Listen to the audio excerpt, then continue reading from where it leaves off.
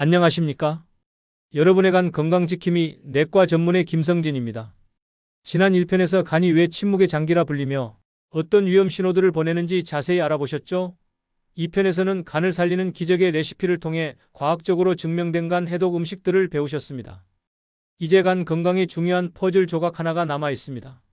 아무리 좋은 음식을 먹어도 독이 되는 음식을 피하지 못한다면 모든 노력이 헛수고가 될 수 있습니다. 혹시 여러분이 무심코 매일 먹고 마시는 것 중에 여러분의 소중한 간을 소리 없이 병들게 하는 최악의 독이 숨어 있다는 사실을 알고 계신가요? 간에 좋다고 착각했던 약이나 밥심이라고 믿었던 탄수화물이 오히려 지방간을 만드는 주범일 수 있습니다. 오늘 여러분의 간을 파괴하는 최악의 음식 탑3와 잘못된 습관을 낱낱이 파헤쳐 드릴 겁니다. 충격적인 진실을 마주할 준비 되셨나요? 간 파괴의 삼위일체. 술, 설탕, 나쁜 지방이 어떻게 간을 망치는지 그 메커니즘을 알려드릴게요. 한국인의 밥심이 왜 비알코올성 지방간의 원인이 될 수 있는지, 탄수화물과 간의 숨겨진 관계를 파헤칠 겁니다. 심지어 천연이라고 믿었던 영양제나 약이 간에 독이 될 수 있다는 충격적인 사실까지 모두 공개할 테니 절대 놓치지 마십시오. 이처럼 소중한 건강 정보를 놓치지 않으시려면 지금 바로 지식생활 구독 버튼을 눌러주세요. 영상에 대한 좋아요와 다음 편 소식을 받아볼 수 있는 알림 설정도 잊지 마십시오. 여러분의 작은 관심이 더 많은 분들에게 건강한 정보를 전하는 데 큰 힘이 됩니다. 여러분, 우리 간을 소리 없이 병들게 하는 최악의 독들이 있습니다. 이 독들은 우리가 너무나도 익숙하고 심지어 즐겨 먹는 음식과 습관 속에 교묘하게 숨어 있습니다. 간은 침묵의 장기이기에 우리가 이러한 독들에 노출되고 있다는 사실조차 모른 채 병을 키울 수 있습니다. 이제부터 간 파괴의 삼위일체라고 불리는 첫 번째 주범부터 자세히 알아보겠습니다. 이 정보들이 여러분의 간을 지키는 데 강력한 무기가 될 것입니다. 간 파괴의 삼위일체 알코올, 설탕, 그리고 건강하지 않은 지방. 우리 간을 망치는 첫 번째 최악의 독은 바로 알코올, 액상과당 및 정제설탕, 그리고 포화지방 및 트랜스지방입니다. 이 세 가지는 간 파괴의 삼위일체라고 불릴 만큼 간에 치명적인 영향을 미칩니다. 이들은 각각 다른 방식으로 간에 손상을 주지만 종종 함께 섭취되어 그 해로운 영향을 더욱 증폭시키는 경향이 있습니다. 먼저 알코올입니다. 많은 분들이 술 한 잔 정도는 괜찮겠지 하시거나 나는 술이 세니까 간도 튼튼해라고 오해하시곤 합니다. 그러나 술이 세다는 것은 알코올분의 효소가 많다는 의미일 뿐 간의 건강 상태와는 전혀 무관합니다. 오히려 간이 더 많이 일하고 있다는 증거일 수도 있습니다. 알코올은 간에 직접적인 독성을 가하는 물질입니다. 우리가 술을 마시면 알코올은 간에서 분해되고 해독되는 과정을 거치는데 이 과정에서 아세트알데히드라는 매우 유독한 화합물이 생성됩니다. 이 아세트알데히드는 간세포에 직접적인 독소로 작용하여 간세포를 손상시키고 염증을 유발합니다. 간에 염증이 지속되면 흉터 조직, 즉 섬유화가 촉진되고 간세포의 유전자 정보인 DNA까지 손상시켜 암 발생 위험을 높이기도 합니다. 심한 음주는 알코올성 지방간, 알코올성 간염, 그리고 결국 간경변으로 이어질 수 있으며 이는 돌이킬 수 없는 간 손상입니다. 미국 간 학회에서 제시하는 구체적인 알코올 섭취 기준은 남성의 경우 주당 210g을 초과할 때, 여성의 경우 주당 140g을 초과할 때 간 질환의 위험이 유의미하게 높아진다고 합니다. 소주를 기준으로 보면 남성은 주당 약 4병, 여성은 약 2.5병에 해당하는 양입니다. 하지만 이는 최소한의 위험 기준일 뿐 어떤 종류의 술이든 간에 미치는 영향은 알코올의 총량에 비례하며 자주 그리고 오래 마실수록 간은 지속적으로 손상된다는 점을 명심해야 합니다. 술을 마시는 순간 간은 쉬지 않고 독성 물질을 해독하느라 과부하에 걸리게 되며 이는 다른 중요한 간 기능들을 방해하게 됩니다. 다음은 액상과당 및 정제설탕입니다. 우리가 먹는 설탕은 포도당과 과당으로 이루어져 있습니다. 포도당은 우리 몸의 모든 세포에서 에너지원으로 사용될 수 있지만 과당은 놀랍게도 거의 전적으로 간에서만 대사됩니다. 이는 마치 모든 차선이 뻥 뚫려 있는데 과당만 간이라는 좁은 톨게이트로 몰리는 것과 같습니다. 과도하게 섭취될 경우, 특히 탄산음료나 가당 주스처럼 액상 과당 형태로 섭취될 경우 간은 과부하에 걸리고 들어온 과당을 처리하지 못해 신생지방 합성이라는 과정을 통해 직접 지방으로 전환합니다. 이것이 바로 술을 마시지 않는 사람에게도 지방간이 생기는 비알코올성 지방간의 주요 원인 중 하나입니다. 여러분이 간에 지방이 낀 지방간 진단을 받았는데도 나는 술을 안 마시는데 왜? 라고 생각하셨다면 설탕, 특히 액상과당 때문일 가능성이 매우 높습니다. 설탕은 단순히 살을 찌우는 칼로리 문제가 아니라 간의 직접적인 지방 축적을 유발하는 독소임을 명심해야 합니다. 특히 단맛이 강하고 흡수가 빠른 액상과 당은 간에 더 큰 부담을 줍니다. 간에 쌓인 지방은 염증을 유발하고 간 기능을 떨어뜨려 결국 간 건강을 망가뜨리는 주범이 됩니다. 이러한 식습관은 비만을 초래하고 비만은 다시 간에 지방을 쌓는 악순환을 만들 수 있습니다. 마지막으로 포화지방 및 트랜스지방입니다. 튀긴 음식, 가공육, 다수의 포장과자에 함유된 이러한 지방들은 우리 몸 전신의 염증을 촉진할 뿐만 아니라 간의 지방이 축적되는 데 직접적으로 기여합니다. 포화지방은 동맥경화와 심혈관 질환의 위험을 높이는 것으로 잘 알려져 있지만 간에도 그대로 쌓여 비알코올성 지방간을 악화시키고 간경변으로의 진행을 가속화할 수 있습니다. 특히 트랜스지방은 플라스틱 지방이라고 불릴 만큼 간과 혈관 건강에 매우 해로움을 강조하고 싶습니다. 인위적으로 만들어진 이 지방은 우리 몸에서 제대로 분해되지 않고 간에 쌓여 독소처럼 작용하며 간세포의 염증과 산화 스트레스를 유발합니다. 패스트푸드, 과자, 마가린, 쇼트닝 등이 포함된 가공식품 등은 간에 직접적인 부담을 주어 지방간을 악화시키고 간 기능을 떨어뜨리는 치명적인 독이라는 것을 잊지 마십시오. 이 세 가지 알코올, 설탕, 건강하지 않은 지방은 우리 간을 파괴하는 삼위일체이니 반드시 섭취를 최소화하거나 피하는 노력이 필요합니다. 우리 몸의 간을 위협하는 두 번째 최악의 독은 바로 현대인의 식단에 깊숙이 뿌리내린 정제, 탄수화물과 그로 인한 인슐린 저항성입니다. 많은 분들이 밥심이라는 말처럼 밥이나 면을 많이 먹는 것을 당연하게 생각하지만 과도한 정제 탄수화물 섭취는 간 건강에 치명적인 영향을 미칠 수 있습니다. 그 작용 기전을 자세히 설명해 드릴게요. 흰빵, 흰쌀밥, 일반 파스타, 국수, 설탕이 많이 들어간 시리얼과 같은 정제 탄수화물은 도정 과정에서 식이섬유와 비타민, 미네랄 등 몸에 좋은 영양소가 대부분 제거된 상태입니다. 이 때문에 우리 몸에 들어오면 소화 흡수가 매우 빨라 혈당을 급격히 상승시킵니다. 혈당이 갑자기 치솟는 혈당 스파이크가 일어나는 것이죠. 혈당이 급격히 치솟으면 우리 몸의 췌장은 비상 상황으로 인식하고 다량의 인슐린을 분비하여 높아진 혈당을 낮추려고 합니다. 그런데 이러한 혈당 스파이크와 과도한 인슐린 분비가 반복되면 시간이 지남에 따라 우리 몸의 세포들이 인슐린에 둔감해지는 인슐린 저항성 상태로 이어질 수 있습니다. 인슐린의 역할은 세포가 포도당을 흡수하여 에너지로 사용하도록 돕는 것인데 저항성이 생기면 이 역할이 제대로 되지 않는 것입니다. 결국 세포로 들어가지 못한 포도당은 혈액에 계속 남아돌게 되고 우리 몸은 이 남는 포도당을 간으로 보내 지방으로 저장하게 만듭니다. 이것이 바로 술을 마시지 않아도 지방간이 생기는 비알코올성 지방간의 또 다른 주범이자 현대인의 지방간 문제를 심화시키는 숨겨진 적입니다. 특히 과도한 인슐린 분비는 간에서 지방을 합성하는 효소의 활동을 촉진하여 지방간의 발생을 더욱 부추깁니다. 특히 한국인의 식단과 간 건강의 관계는 이 점에서 매우 중요합니다. 일반적인 한국인의 식단에서 탄수화물이 차지하는 비율은 무려 65.6%로 미국인 51.7%에 비해 상당히 높습니다. 우리는 밥, 빵, 면, 떡 등 탄수화물 위주의 식사를 즐겨왔기 때문에 비알코올성 지방간이 특히 중요한 위험 요인이 될 수 있습니다. 밥심이라고 믿고 먹었던 정제 탄수화물이 오히려 간에는 독이 될 수 있다는 강력한 경고입니다. 과도한 정제 탄수화물 섭취는 단순히 살을 찌우는 것을 넘어 간에 직접적인 부담을 주어 지방간을 유발하고 간 기능을 떨어뜨리는 치명적인 영향을 미친다는 것을 꼭 기억해야 합니다. 혈당 스파이크와 인슐린 저항성을 줄이기 위해 흰쌀밥 대신 현미밥, 통곡물빵, 잡곡밥 등으로 바꾸는 것이 간 건강을 지키는 중요한 방법입니다.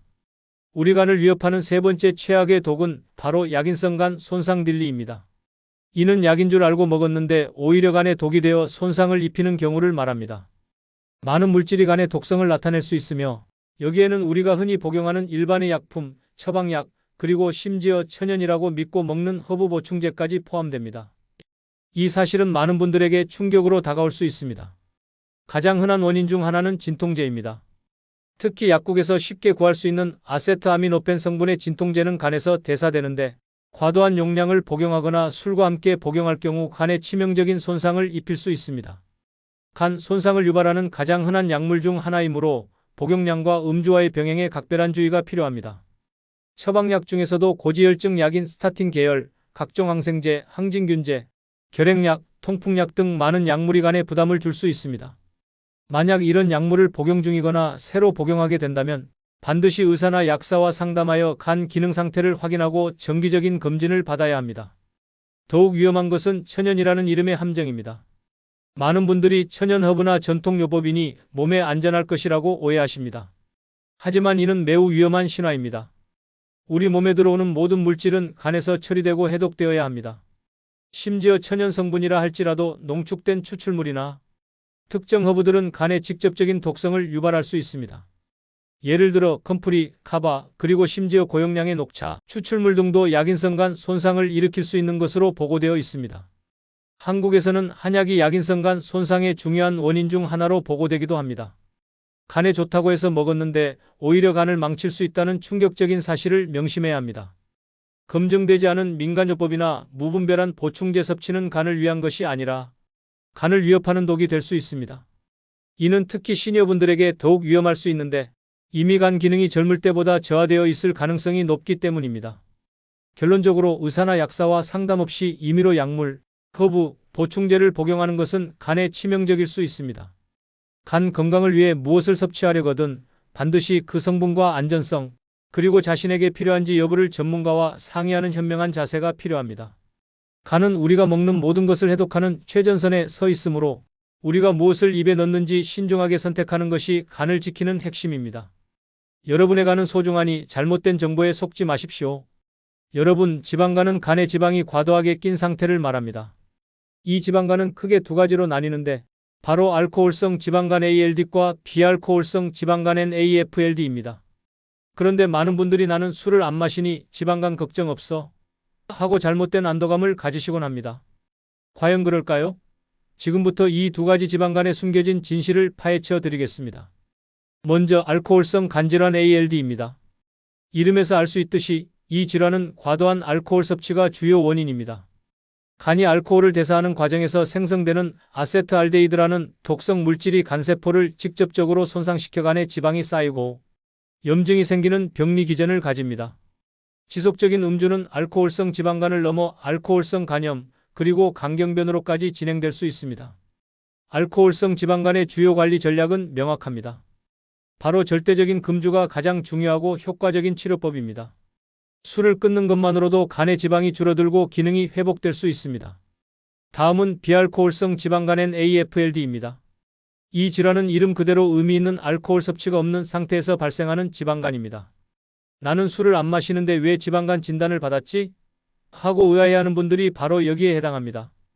비알코올성 지방간의 주요 원인은 비만, 제2형 당뇨병, 고지혈증과 같은 대사증후군과 밀접하게 관련되어 있습니다. 핵심 병리 기전은 인슐린 저항성으로 인한 간 내 지방 축적 및 염증입니다. 우리가 과도한 설탕, 액상과당, 정제탄수화물, 그리고 나쁜 지방을 섭취하면 인슐린 저항성이 높아지고 이로 인해 혈액 속 포도당이 간으로 더 많이 유입되어 지방으로 축적되는 것입니다.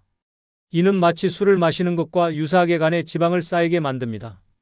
대중적인 오해를 바로잡는 것이 여기서 매우 중요합니다.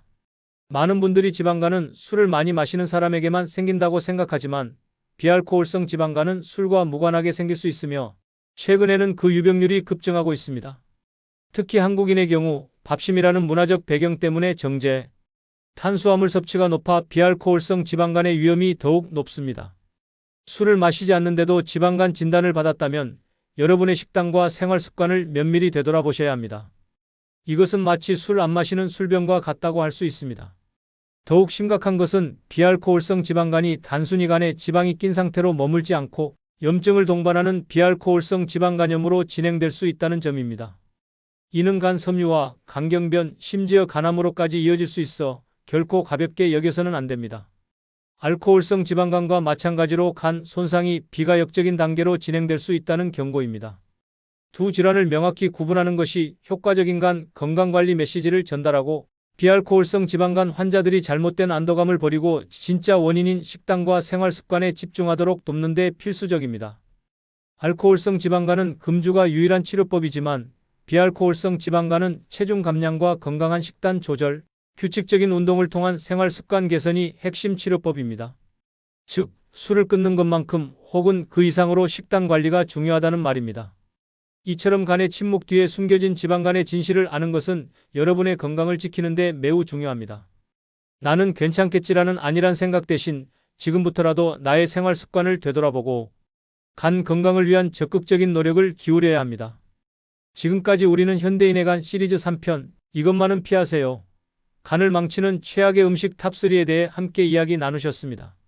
무더운 여름철 간 건강의 중요성을 다시금 깨닫는 귀한 시간이 되셨기를 바랍니다. 오늘 김성진 내과 전문의와 함께 우리 간을 소리 없이 병들게 하는 최악의 독들을 낱낱이 파헤쳐 보셨습니다. 간 파괴의 삼위일체라고 불리는 알코올, 액상과당 및 정제설탕, 그리고 포화지방 및 트랜스지방이 어떻게 간세포를 손상시키고 지방간을 유발하는지 그 메커니즘을 명확히 이해하셨을 겁니다. 특히 밥심이라고 믿었던 정제 탄수화물이 인슐린 저항성을 통해 비알코올성, 지방간의 주범이 될 수 있다는 충격적인 진실도 아셨죠? 심지어 천연이라고 믿었던 약이나 허브, 보충제가 간에 독이 될 수 있는 약인성 간 손상의 위험성까지 경고해드렸습니다. 또한 나는 술을 안 마시니 괜찮아라고 잘못된 안도감을 주었던 비알코올성, 지방간의 AFLD에 숨겨진 진실을 알코올성 지방간 ALD과 비교하며 명쾌하게 설명해드렸습니다.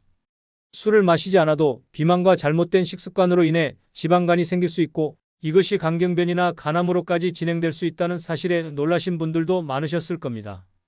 여러분, 간 건강은 단순히 치료를 넘어 강력한 예방과 회피에 달려 있습니다. 오늘 알려드린 간을 망치는 요소들을 피하는 것이 바로 여러분의 간을 살리는 가장 강력한 시작입니다.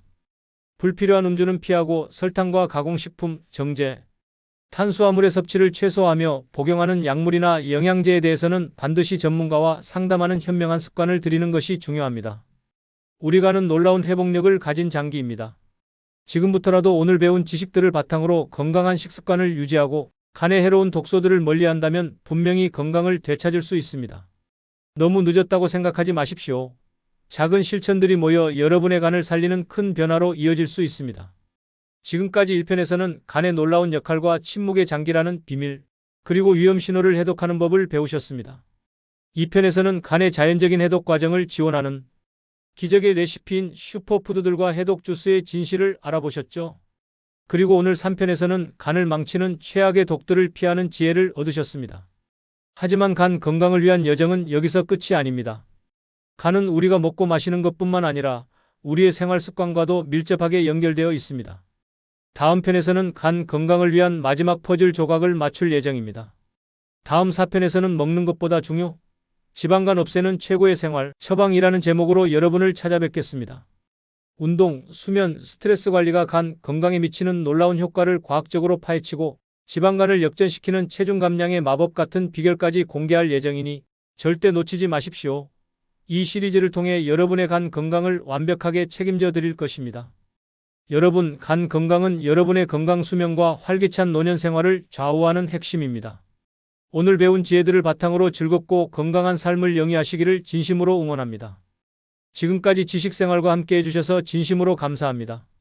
오늘 영상이 유익하셨다면 마지막으로 한 번 더 구독과 좋아요, 그리고 알림 설정을 부탁드립니다.